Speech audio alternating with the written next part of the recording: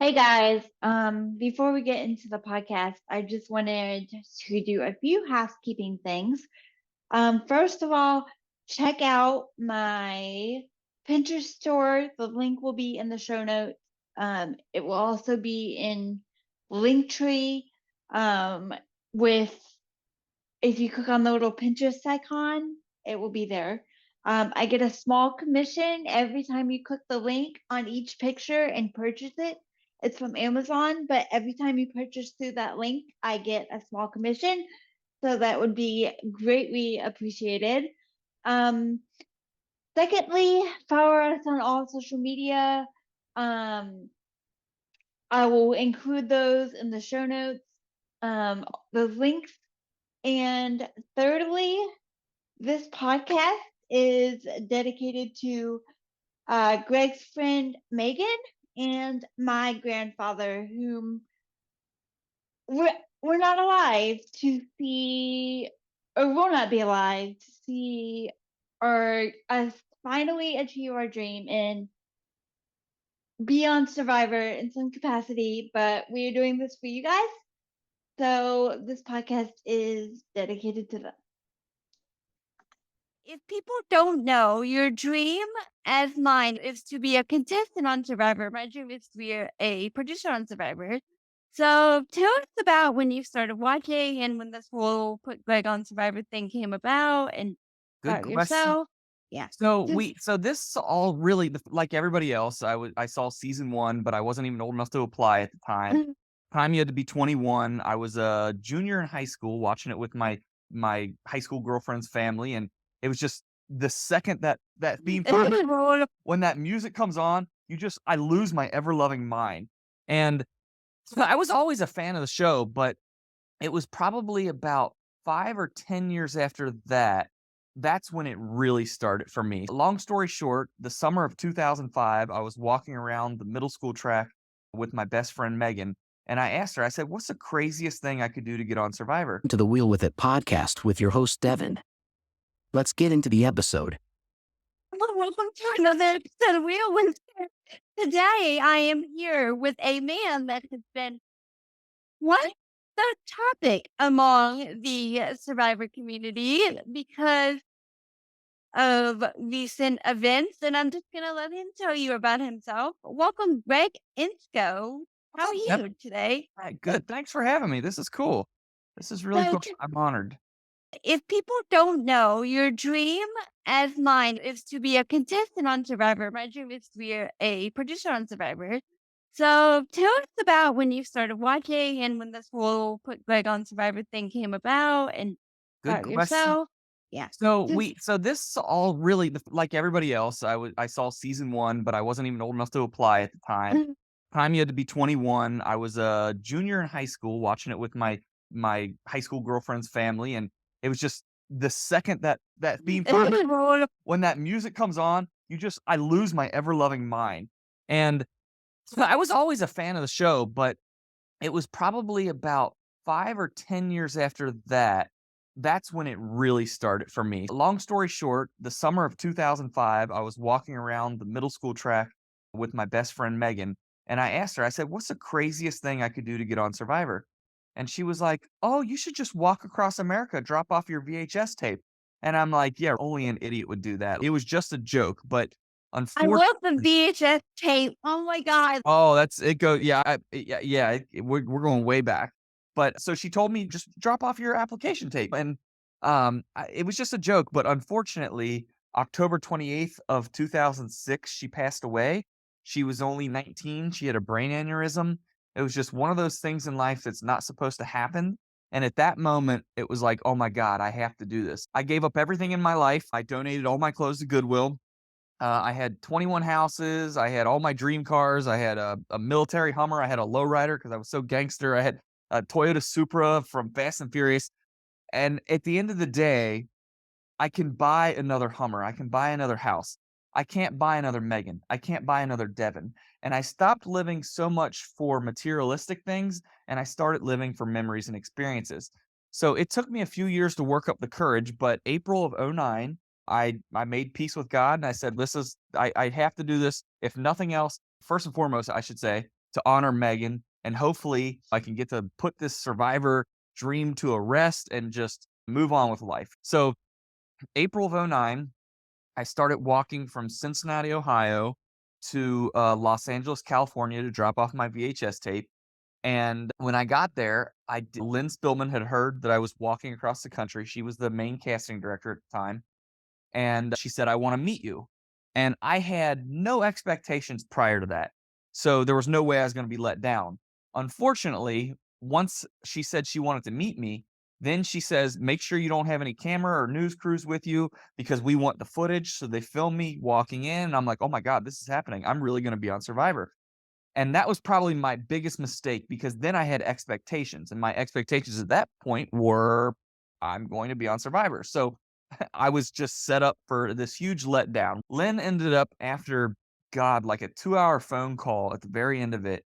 She said, "You're too nice, you're not greedy enough, and you don't have what it takes to outwit anyone." Now, in hindsight, and I was so worried about what the news crews and everybody was saying back home that I took it. Normally, I would not let someone walk all over me like that, but I was just being I am a nice guy, but again, don't get me wrong. Had I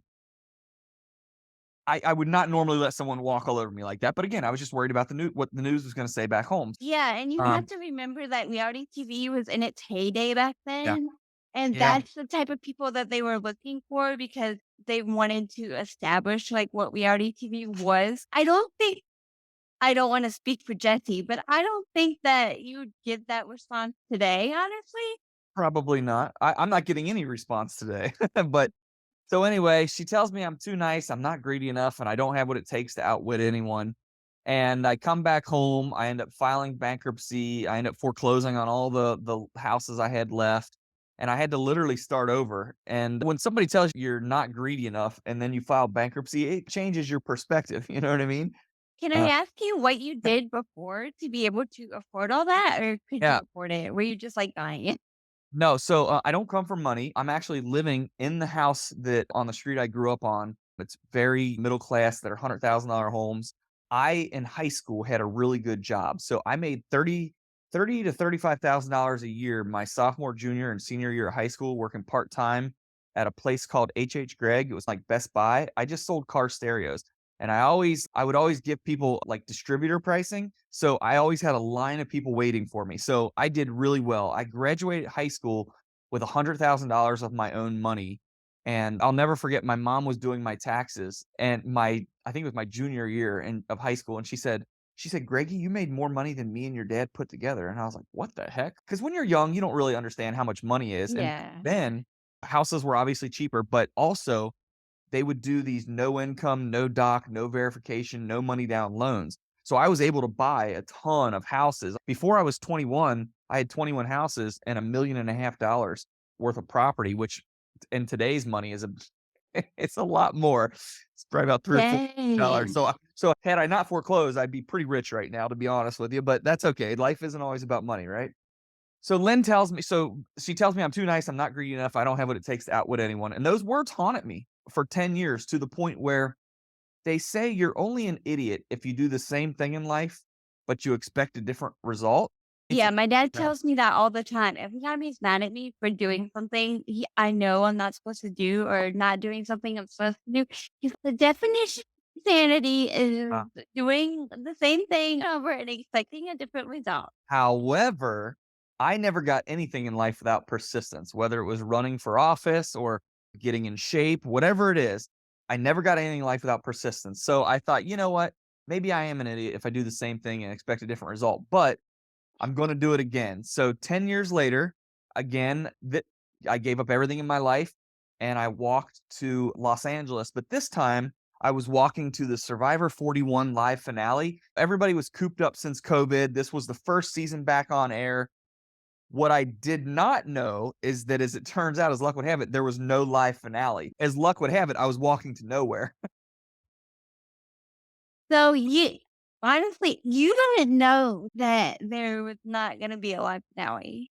No, I had no idea. So I start walking and I get to it took me this time, I'm a little older at this point, I'm 10 years older, and I made sure I stopped. I didn't wanna sleep outside this time. I was worrying my mom's sick, And I was 40 years old. I don't want to be sleeping out under bridges and stuff like I when I was 30, but or 25, I think. But anyway, I ended up sleeping in hotels every like 20 miles basically. But on day 82, I was outside. I was in Arizona, outside of Flagstaff, Arizona, and an officer pulled me over and she said, she was a new officer, and she said, "You've got two choices. You can either go to jail because it's illegal to walk on the highway, or I'll take you to a Greyhound and you can get the hell out of my jurisdiction." And I'm like, "I don't like either of those options." She's like, "You can ride a bicycle." I'm like, "Ma'am, it's day 82. I'm walking across America. Do I look like I have a bicycle on me?" And she knew that I was going to continue breaking the law if she didn't take me to the Greyhound or arrest me, because it's just me out there by myself. I didn't have a crew following me or anything like that. So she ends up taking me to a Greyhound, and I was gonna take it just to the border so I could get out of her jurisdiction, because otherwise they're just gonna keep calling on me, you know what I mean? Because people see me on the side of the road, they think I'm a stranded motorist, they call Yeah. 911, and I'm a nuisance. I get it. But she takes me to the Greyhound, I get on the Greyhound, we're about maybe a half hour outside of Flagstaff, and we're on the Greyhound bus. The bus is going around a bend, and right after the turn, the driver faints, and we hear the rumble strip from the bus hitting on the highway. It hits a rumble Yeah. strip, and so we all look up, and then right as we look up, we fly off the road, and the forest is about a 10-foot drop. So Oh my God. we fly off the road, and then boom, we all felt the bus hit the forest floor, and I look up again, and as I'm looking up, we hit a tree, and the whole bus goes on its side and then What was going through slams. your mind? I'm gonna die. That literally the bus slams us down, and we all get thrown against the side. Nobody's wearing seatbelts. We didn't even know there were seatbelts on the bus. I can Dang. still hear I'm toward the back where the engine is, and I can hear the engine revving. He passed out with his foot on the gas. So we're like accelerating through the forest, and I've got a video of this. And the very next tree, I look up. Now keep in mind, we're doing about 100 feet per second, and maybe it was 70 feet per second. It was about I estimated it to be like 7 to 10 seconds of the worst moment of my life. And it's amazing how quick and how much you can think of in that time. Because after Yes. the Oh first my tree, gosh. I see that next tree coming right at us.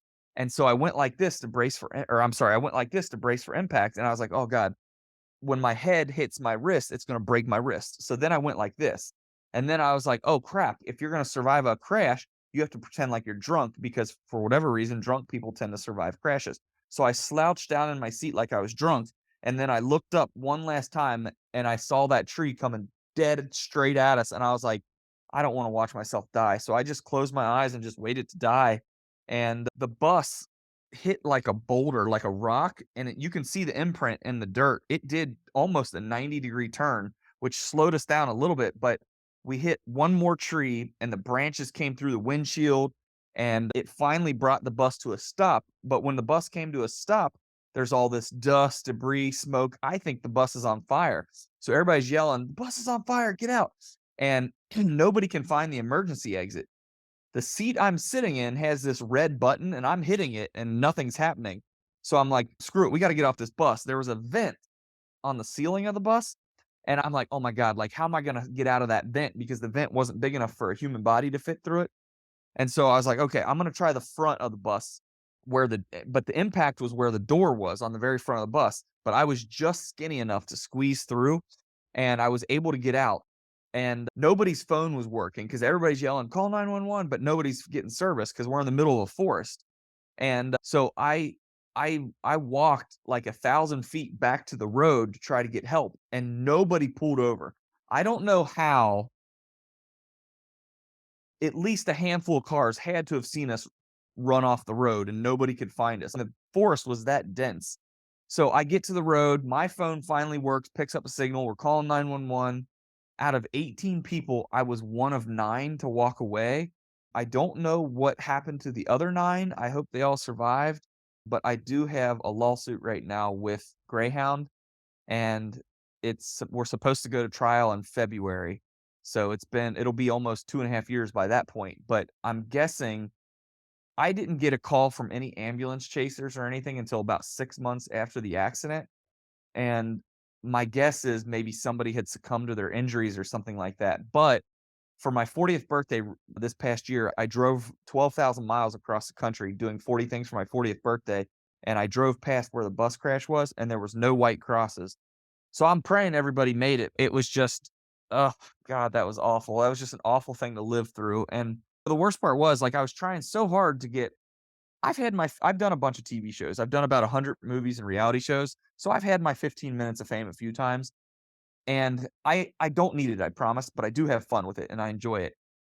I was really oh gosh, where was I going with that?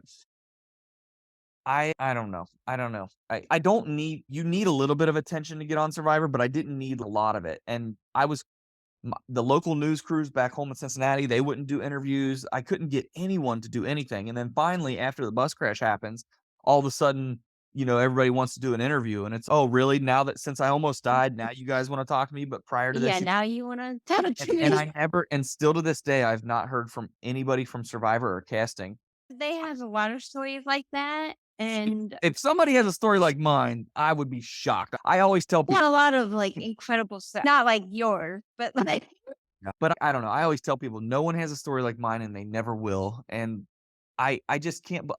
So at this point, truthfully, I just want closure. You know what I mean? I'm 40 years old. I don't have any kids. I'm not married. I want to start a family. And if you want to be good at something, much less great, you've got to be willing to dedicate everything to it. And unfortunately, Survivor's just held me back. I've had plenty of chances with girls that I've dated throughout the years to start a family and all that stuff. And I always had that feeling of, if you start a family, then you have to let go of everything else because that's fair. You don't want to be, I don't want to be selfish, and Survivor should never come before your kids or your family, yeah. but I haven't been Like able to give it up. family comes first. And honestly, I'm almost ashamed to admit this, but since you admitted that I will, I'm like, I'm not gonna want to be married or have kids until I've given Yeah. this a shot because I always have that feeling inside of me. What if I had just done that one Yeah. more thing You know what and I always then tell people is normal people, they would say, before I start a family or before I get married or before I have kids, first, I want to go through school or I want to get a house or I want to get a job. Those are normal things for people before they start a family, right? For me, I always just needed closure to Survivor. That was just and I wish that when me and Megan were walking around that track, I wish she would have said anything other than Survivor because I would have already accomplished it. It's just, for whatever reason, this has just been an unattainable. For me, closure, it's so black and white. It's either you get on the show or the show gets canceled, which is selfish and cynical. So I would love to find I feel like had I gotten to meet Jeff Pro or the or last Jeff quit.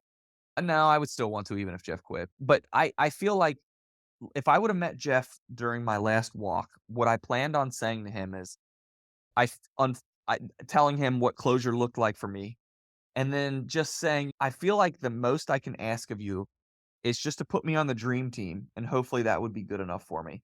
The dream team are the people that do the challenges, but they're not Yeah. on TV. At least like something like that, maybe I could look back and go, you know what, Greg, you gave it your all, but at least you got this. At least you were able to do that. Whereas right now, it's these guys, these casting directors and the people who work in production, they get a paycheck. They get to do what they want to do.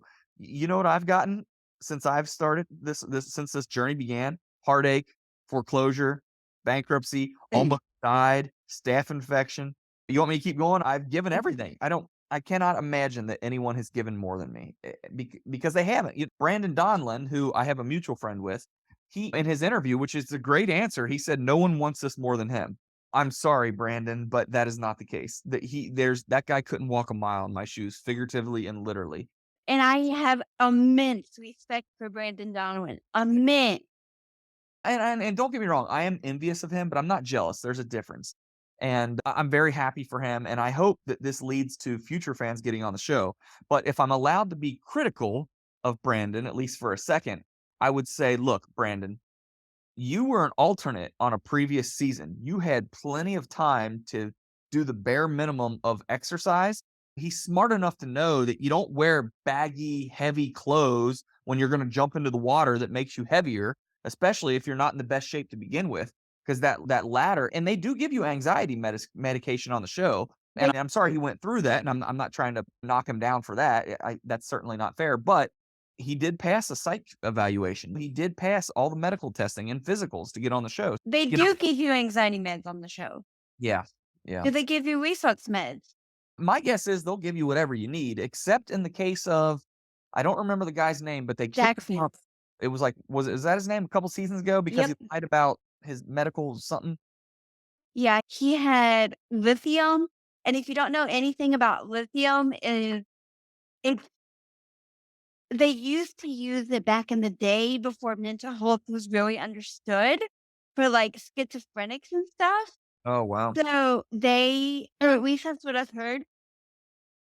So it has crazy side effects. Like it can make you like crazy if you don't eat enough, like life and death kind Oh of my thing. gosh. Wow. Or maybe life and limb, if not life and death. So they had to do Yeah. Yeah. Yeah. Wasn't the best showing on his behalf. There's a lot of season left, and I wish him the best for sure. And I hope they give more fans the chance, because for so long they just heavily recruit it. And now it's so after with the girl quitting, with Hannah quitting, I got blown up on the internet. Oh my God, so many fans people try out, and then this girl quits, and it's okay. Hold the phone. It was probably about 12 or 13 years ago, something like, maybe it was 10 years ago. I had typed in one of those survivor groups on Facebook that I bet Lynn Spillman purposely cast that person because they quit on the show knowing they would quit.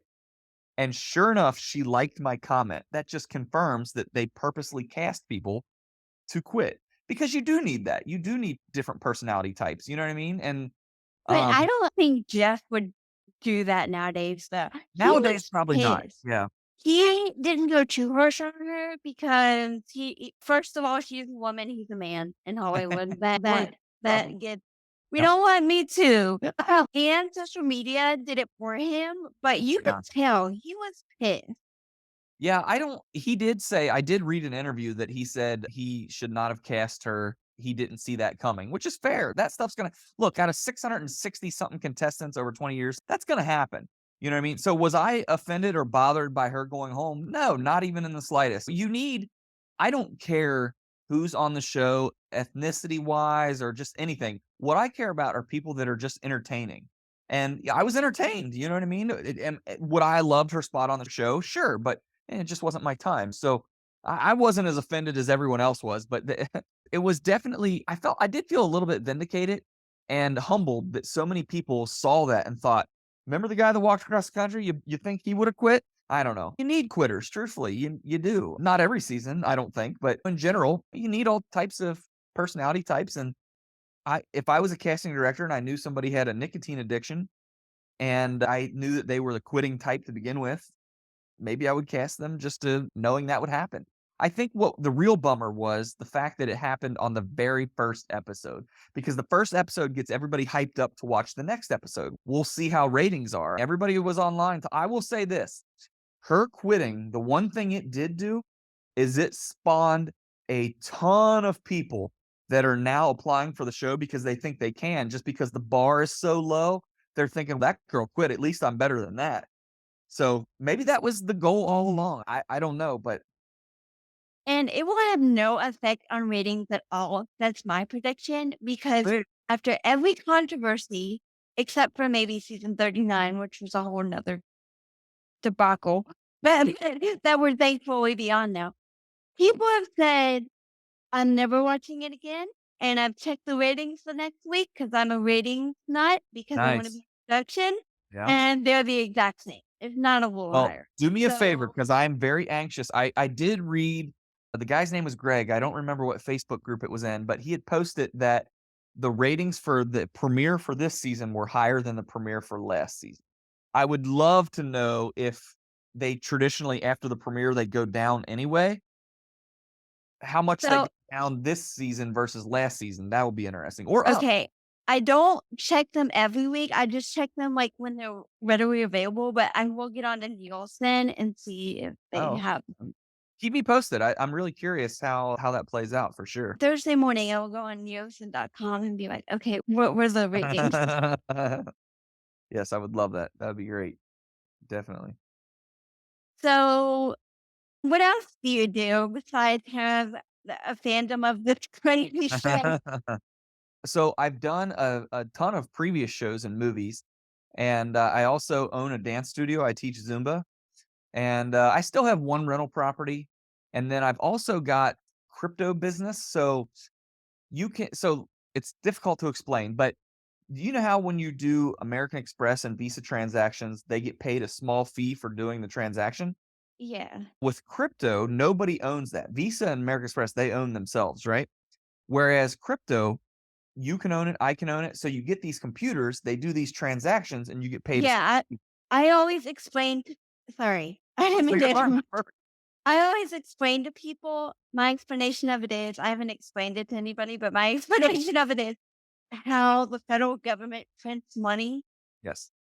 In crypto, you print the money. Yeah, pretty much. So that I do that too, which is fun. It's technically called mining. That's the term. But yeah, so I do a little bit of everything. I'm very spread out. I had a I used to do a lot on e-commerce like eBay, Mercari, OfferUp, all that kind of stuff. Not so much anymore. I had some great luck during the pandemic, and then some horrible luck right before I left to walk across the country the second time. What do you wanna do if, let's say, the worst happens and you don't get on Survivor or after Survivor 'cause Survivor ends? Is there a plan B or a after? No, so here's the deal. I don't remember what show it was, but there was a casting director years ago that had cast me for something. And I do remember asking her like, "Hey, why did you cast me?" And I never have asked somebody that, so I'm surprised I even asked it. But she said, "I cast you because you don't have a plan B. You're so confident in plan A that you don't need one." And I was like, "Wow, I guess I never really saw that in myself." I've been so optimistic and so persistent and so confident in plan A and just getting closure to Survivor that there is no plan B. I wish there was. I wish there was, unless it gets canceled, that's my plan B, because then at that point you have to accept it. There's no getting around it. So it's literally get on Survivor, die, or it get canceled. That's it. And until one of those three things happen, there's no way I'm going to be able to start a family and do the other things in life that I really want to do. Basically, because honestly, I'm exploring other avenues for income in the meantime, but I'm like but my mom would say reasonable accommodations are the limits of the ADA, so Jeff would have to go above and beyond the law. Yeah. I'm like, "Okay, Well, I'm gonna hope against hope," and if there is one guy that would do that, I feel like it's Jeff. I don't know, but so here's the thing. When he's been doing this for so long, that I look at Jeff Probst a lot like how I look at Dana White, the UFC president. They've been doing this for so long. What gets you out of bed? What makes you want to get up and do the exact same thing every single day? And I think that those two live for the holy crap moments. Oh my God. So the knockouts in the UFC, the blind sides, and Survivor. That's what they the live for. the Suri advantage get in. The unicorns, right? And so I think recently Jeff probably was getting stale. He was getting bored. And that's why you see him being more involved in the show and doing things that you didn't normally see him do in the years past. One of the other things I would have done had I got to meet him after that walk is I had some Flint with me. And I said, "Jeff, no one's ever done what I've done and they never will. So make an exception to the rule. Let's go live at the finale or after the finale on Instagram or something like that. And if I make fire, I'm on the show. If you beat me, then I'm not." How cool would that be? That's something that I feel is so unique and different. That's the kind of things I could see him doing, just like putting you on the show. Now, obviously, they're going to have to figure out all the quirks and all that stuff, but they haven't announced someone being on the show until the promos since like season, I think I was told 3 or 4.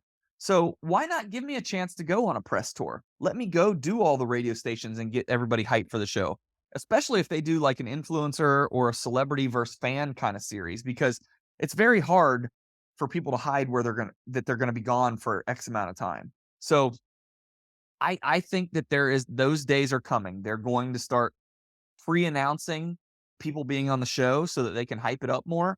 And look, let's face it, if you're getting stale, you're going to try new things, or not even stale, if you just are bored or if you just want to try new things, and time will tell. But if Jeff, God forbid something happens to him or he doesn't want to do it anymore, it's cheap to produce and the ratings are still respectable. What do you think happens? Does the show just quit if Jeff quits, or do they find another host? What's your prediction? My prediction is that they will try to find another host, but it will not go very well. Because every time people, for lack of a better term, crap on Jeff Probst, I'm like, okay, go find a better one. Yeah. Honestly, Jeff has his flaws. He's not a perfect human being. But honestly, he's why I'm pursuing a career in this industry. Why I'm trying to exercise and get as independent as possible. I love to see it for me, and partly it is for me, but Yeah. partly it's for that. So That's good. That's good. Everybody needs some sort of an inspiration is one of the most powerful things in the entire world. And the fact that he in Survivor has given you that gift, that's such a blessing. It really is. And I I can saw feel Noel that. on there and Ryan. I'm like, okay, there's no excuse. Yeah. No. Yeah.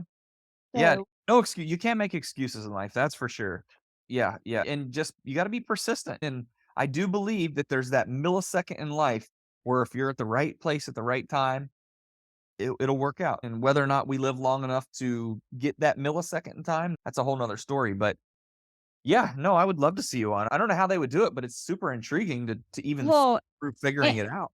in a production role, not in a contestant role. Oh no, because I want to see you as a contestant. I want the whole thing. Production, there are so many jobs in production that they could put you in. It would be unbelievable. There's no excuses for that. Contestant wise, they would have to figure out some logistical things. However, let's do it. You know what I mean? Why not? You know what I mean? We've done just about everything else, right? if I can be a representative for the wheelchair community on freaking Survivor, like, go ahead. Yeah. Like, I'm good. Yeah. I Well, you can't never know. swim, so I'd have to learn how to swim Yeah. and get a lot stronger. But it might take a few years. But hey, let's. If there's a will, there's a way. And I don't know what that would look like, but there's always never lose hope. You know what I mean? There's always potential for something. You just never know. Crazier things have happened. So Yes, but for the record, if given the option between production and contestant, I would prefer production because that's my chosen field. So, well, for the record, I want to see you as a contestant because okay. production, I would never get to see you. You know what I mean? I just get to know what Yeah. you do. Yeah. Well, what other dreams do you have besides? That's funny you said that. Okay, this is going to be a long story. So for my 30th birthday, I did a Zumba benefit class and all the proceeds went to my friend Megan's scholarship fund. And I remember someone had anonymously PayPal'd me like $500 and there was a note attached to it. So I'll have to paraphrase something to the effect of, Greg, we wanted to do something nice for you without drawing attention to myself. Please use this money to go out to Los Angeles. We think you're the next Richard Simmons. Go meet him. And I'm like, okay, that's odd, but okay, cool. I remember I messaged my friend's mom and I said, do you want me to just donate this money to the scholarship fund? And she said, no, go out there and meet Richard Simmons. $500 is a lot of money, but it's not quite enough to hotel, rental car, that kind of thing. So I timed it with Brandon Hance had invited me out to his finale when he was on. And so I tried to time it with that the second time he was on. And I went out and I flew out there. I went out there. And so it was me, my godson's godmom, casting director for that show Catfish, and Richard Simmons. It was us four. And Richard walks in through the door and he's got these blue snakeskin tights on and he's wearing this pink Swarovski crystal bedazzled Survivor looking halter top thing. He's Brandon? no, this is Richard Simmons. Okay. And he's holding a balloon. He's got his hair, he's got glitter everywhere, and he's eating a sucker. He points at me and he goes, Greg, where is your boyfriend? And I was like, oh, I'm actually straight. And he's, I don't believe you. I was like, okay. God. So then he walks up to me and he goes, this is Mother's Day weekend. And he's, Greg, what's your favorite Mother's Day memory? And I was like, oh, Richard, you're killing me. I was like, tomorrow Sunday is Mother's Day. I'm going to wish my mom a happy Mother's Day for the first time in 10 years. She had moved to Oklahoma and remarried, and I took the divorce really hard. So I told him tomorrow was going to be my favorite Mother's Day because I was going to wish my mom a happy Mother's Day. And he starts bawling, crying. And I'm like, oh God, he thinks I'm gay and I made him cry. This is the worst first impression I could ever make on somebody. He ends up getting it to gaining his composure, and we're sweating to the oldies. And he gets everybody in a big circle. And then he points at me and he goes, Greg, take off your shirt. And I was like, what? So I take off my shirt, and he spins me the other direction. And his assistant comes up and says, spread your legs. Richard's going to crawl through them. And I'm like, what? So I turn around, I look back, and Richard Simmons is crawling seductively towards me. He gets like halfway to me, and he lays on his back and he starts scooting on it like a baby does, like on their back. Next thing I know, he is literally in between my legs. I'm standing over top of him. Unbeknownst to him, do you remember when Hostess went on strike and they quit making Twinkies? I was that guy that had to buy the last box of Twinkies. So I got on eBay and I spent $100 on the last box of Twinkies. Unbeknownst to Richard, I brought one for him and I had it in my pocket. So I pull out a Twinkie, I unwrap it, I hand it to him, and he literally he's oh my God, this is amazing. So I want you to do push-ups off my chest. And I'm like, what? So I dig my hands into his hairy, burly, sweaty chest, and he's eating this Twinkie. So I'm doing push-ups off his chest. I go down, he leans forward. There's Twinkie all over both of our mouths. Like, it looks like I just ate a Twinkie out of his mouth. And he helped me up. So I help him up, and he gets this close to my face and he goes, kiss me, mother, and plants one right on me. And I'm like, what just happened here? It's the only man I've ever kissed other than my dad. And so God. everybody's like dying laughing. And I get my That's shirt back. hilarious. I get my shirt back on. He walks behind me and he whispers in my ear. He goes, see me after class. And I'm like, like at this point, like I've had the Richard Simmons experience. You're like, nope. There is absolutely no way that I'm going to wait for him after class. So I waited for him after class. And it was me, my godson's godmom, the catfish casting director, and Richard. And he says to me, he says, Greg, give me your phone. And I was like, huh? I had a BlackBerry at the time. And he takes my phone and he says, I'm calling your mother. And he calls my mom. I don't know if the number is even still the same. I hadn't talked to her in so long.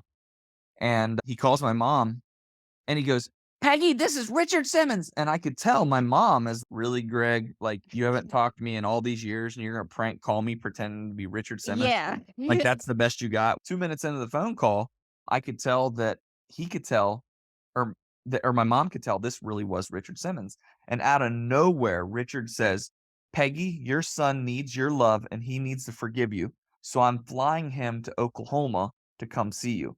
And I start crying. He's crying. He's leaking glitter everywhere. Like on the ground, there's flamingo feathers. It looked like we killed a clown. And sure enough, the very next day, he calls me up and he says, Greg, I want you to go see your mom. And I said, Richard, this is the nicest thing anyone's ever done for me. But rather than me going to Oklahoma, I would rather try to fly my mom to Ohio because she's getting ready to be a grandma for the first time. And my middle brother didn't have a relationship with her either. And so he starts crying. He's like, this is destiny. And sure enough, he flew my mom to Ohio. And the baby was late being born, so she didn't get to see the baby being born. So Richard called me and he goes, I want to see a picture of that baby. And I was like, Richard, I said, the baby was late being born. I said, but thank you so much. We all forgave each other. Thank you so much. And I want to see a picture of that baby. So my mom ended up coming back out. I think it was the following weekend. And so I sent him a picture of her and the baby, and he was so happy. And then the following week, it was really soon afterwards, my mom, unfortunately, she was on the back of my stepdad's motorcycle and they were like T-boned somehow, and like broken collarbone, punctured lung. My mom's foot was amputated. Both my mom and stepdad did survive, but I called Richard and I remember just saying, thank you so much. If it wasn't for your insane, like, act of kindness, I might not have been able to say goodbye to my mom. So I'm forever grateful for Richard helping bring my mom back into my life, and everything's great now, thank God. And they're both, my stepdad and my mom are both great. but it just blows my mind, like the series of events it took, literally walking across America. I got injured. The YMCA gave me a scholarship. I started teaching Zumba. I did a benefit for Megan through Zumba. Someone anonymously PayPal'd me money. I used that money to go see Richard. Like the series of events that led up to that are always going to be the Yeah. greatest story of my life. But so I became friends with Richard. The next time I went out to see him, and I still to this day regret this, I asked him, this comes back to your original question of don't you have any other goals?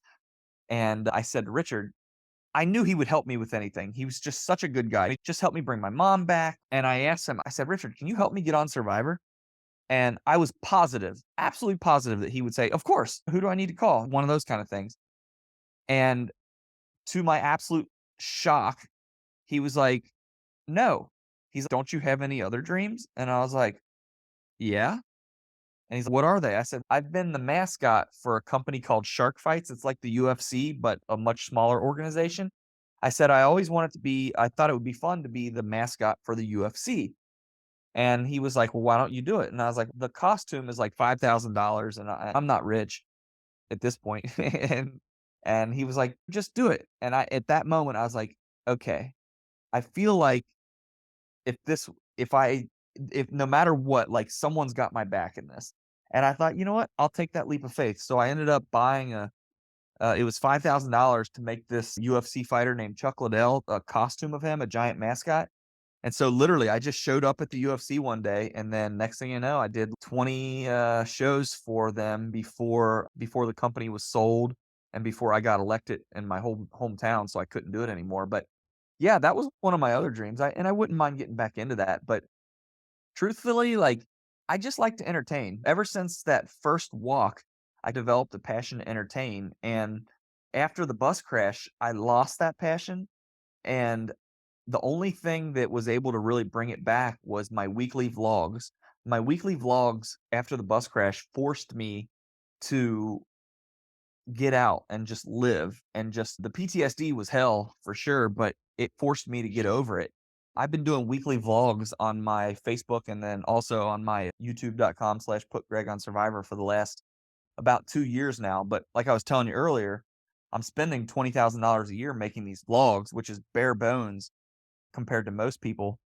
And I was getting good views on Facebook, but there was no path to monetization. So I switched over to YouTube, and I'm getting hardly any views, but at least there's a path to monetization. So I'm very close. I think this month I'll finally be able to get monetized. So that way I can go live and I can get monetized and I can get AdSense revenue. And I don't think I'll make 20,000 right away, but it's at least enough for this to be sustainable, because if you've got a $20,000 a year vanity project, at some point you have to make it profitable. You know what I mean? Otherwise it's not sustainable. So things are going in the right direction for sure. Yeah. What makes it cost $20,000?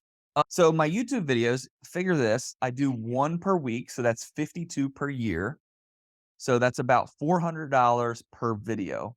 Just gas driving where I'm going, Oh, that's yeah. something. And then what was my last video? Okay, so my last video, I went to the world's largest bounce house, which I got lucky, it happened to be in my community. But tickets for it were like, I think $40 each, and I bought two, one for me and my friend, plus tax, plus parking, plus food, all that. So it ends up being about $100 there. And then I did get injured, so then I had to go, and then that was another $100 at the doctor. So it's amazing, like you don't think of it, but it just adds up. Not to mention, I'm spending 30 to 40 hours a week editing these videos. $30 or 30 to 40 hours, even at minimum wage, is way more than it's Yeah. I'm like, I just got some weeks and I just do little Zoom interviews. That's why I'm like, why does it cost that much? But some yeah. weeks I'm like, somebody should be paying me for how hard I'm working on these. Yeah, yeah. Consistency is everything, and eventually someone will pay you. If nothing else, just add revenue. Yeah, it just takes time, but there's a clear path on YouTube for anybody that's consistent enough. Yeah. Consistency is everything, though. That I can't stress that enough. I can't believe I've had 500 videos and not one of them go viral. You know what I mean? It's crazy. Okay, so what really got me to switch over to YouTube from posting on Facebook, because I was doing at least 3,000 views per video on Facebook, which is very respectable, but I wasn't getting paid anything. When I switched over, the main reason I switched over to YouTube is there was a guy named PewDiePie I don't know if you know who that is. Yeah. Okay, so he We is learned like, about him in my uh media culture technology class that I had to take for my communications degree. And I'm sorry for if you're hearing the chair in the background, of course, like I need to, of course, my body decides, oh, I don't want to be positioned right. no worries. So PewDiePie, he was at the time the biggest YouTuber on YouTube, bigger than Mr. Beast. Yeah. And he did a reaction video during the pandemic because nobody was making new content of one of my old reality shows I did. And this video ended up getting 6 million views. All he had to do was tag me in the video. And even if 1% or 0.001% of people donated, I would have made enough money to buy a house. So I saw this guy making tens, for sure, at least tens of thousands of dollars off of me and my old videos. And I made nothing off of it. And I'm like, okay, I've got enough stuff out there that I should at least have my own channel and try to get some of that revenue back. So Yeah, what reality show was it? that one was a show on TLC called Extreme Cheapskates. I had an episode of that.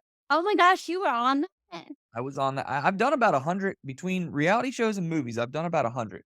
And I'm praying that someday that doesn't bite me in the butt because I could see Survivor being like, you've done all this other crap. We don't want you because of that. That's one of my biggest fears.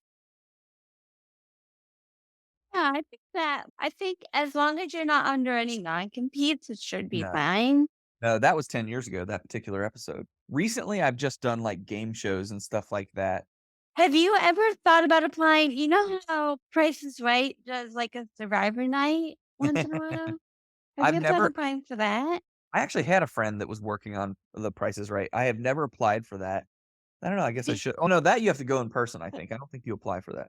I thought about applying for the last one, but I found out the applications were open too late because I'm like, what better way to get in front of Jeff? It's in the US. I can send him a link to my production portfolio and meet some of my favorite survivors too. Yeah. And because no matter what my friends say, I don't watch Survivor just for Jeff. I love the game too. So I'm like, what? So I'm like, what better way? But by the time I've saved the link and I try to go back to it, for some reason I couldn't find it again. And maybe that was because, but I should have been able to find it. Anyway, by the time I got back to it, applications had closed. I think, or were closed. Yeah. So, Yeah, that's okay. I look at doing TV shows and movies a lot like dating. Like, you could strike out 99 times, but that one time is all it takes to make something special happen. So just I look at it like this, apply for everything. You know, there especially like the way social media is these days, there's a niche for everything. When I walked to the last Survivor casting call, afterwards we went to Cedar Point. There was a couple there. They're called the Cedar couple, and literally all they do for a living is they go to Cedar Point and they live stream themselves playing the games.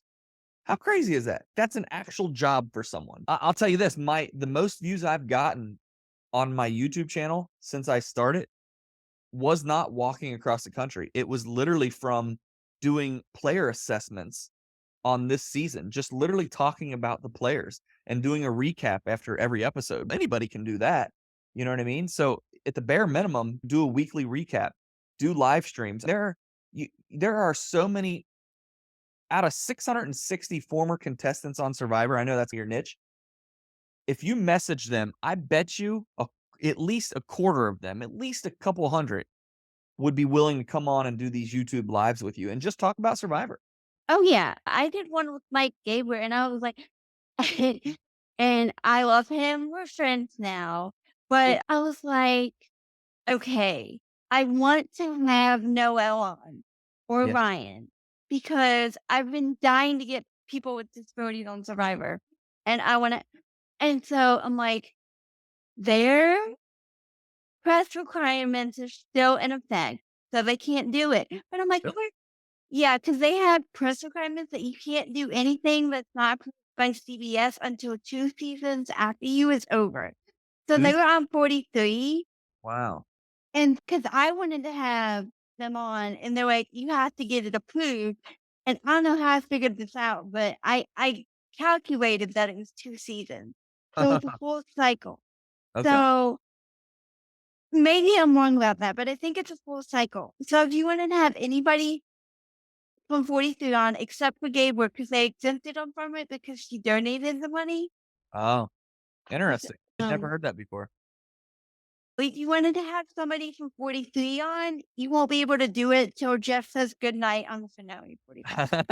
Okay. At least you know when you can start. I'm sure that Noelle and I'm sure all of them would do it with you. I don't know why they wouldn't. Yes, and Ryan has already expressed interest in doing it. We have to wait until the tax requirements are over, or we have to get it approved by CBS, because I don't have the numbers right now to get it approved by CBS because they want like so many views. Just be steady. Slow and steady wins the race, right? In the meantime, there's still a few hundred other Survivor contestants that I'm sure you could get on your show. Yeah, and I want to have all these other Survivor. Like, I want to have Chrissy Hoffbeck because she's been through a health battle recently. I want to have. I really want to have Suri, but that's gonna be 'cause she's on Big Brother, and I don't know what Big Brother stuff is. Yeah. Uh, Just keep reaching out. Worst case scenario, they say no. You know what I mean? yeah. So, anything else that you would like to add before we get off here? It No, I didn't always even feel like a podcast. It felt like a conversation, honestly. so I always tell people, if you only remember 3 words I say, remember this: live your dreams. And if you're doing what you want to because you want to, not because you have to, you're living the dream. So that's all I'd leave people with. If you want to follow me, if you don't, follow Devon. Yes, and put Greg on Survivor. That's Yeah, the yeah, whole you tell him. podcast. Yeah. Or else. Yes, or else. But thank you so much for doing this. I hope this works. And then I will be able to say I had a part in getting somebody on Survivor. Yeah. So thank you so much for doing this. I hope we get on Survivor because of this. And we will see you guys next episode. Bye, guys. Thank you for joining us. We hope you enjoyed the show. Remember to follow the show and our guests on social media and subscribe. Be sure to hit the bell so you'll get notified when we upload new episodes. See you next time.